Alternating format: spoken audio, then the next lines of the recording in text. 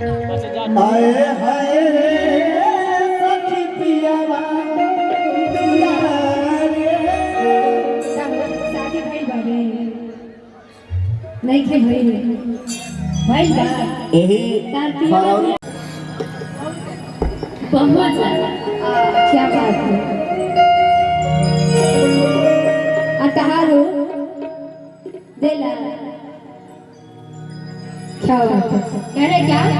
कि हम तो तार गई हो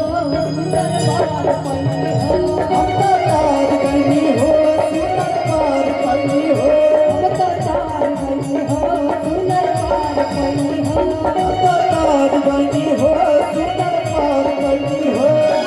राजाओं के प्यार में सवार गई हो अपना राजाओं के प्यार में सवार गई हो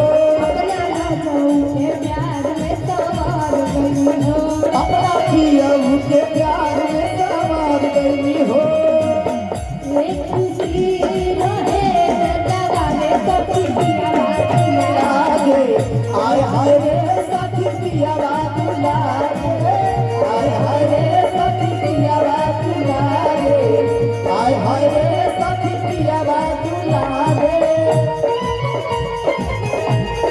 सखी का साथ बहनाई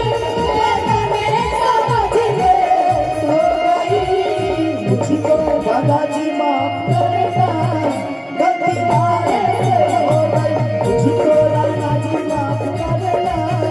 गलती मारे से हो गई आवाज़ मारे हाय हाय सखी आवाज़ मारे हाय हाय सखी आवाज़ मारे और का कहता है कैसे कि मैं सहना पाती मिले मुश्किल से और कहते हैं कि मैं सहना पाती मिले मुश्किल से मेरी सिटी से बेला सखी भरा फूल से अपना मिले ना सखी बारा पीठ से ऐसा ना पाती मिले मुश्किल से हसन बाती मिले मुश्किल से माचा दे बेला सखी भरा फूल से मजा दे देला बड़ा भर दूर से एक खुशी रहे नवाले सखी पिया दुलारे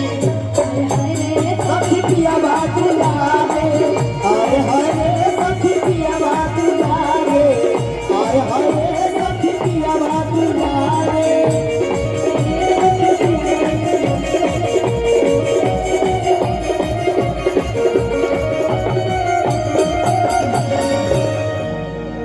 अब मैं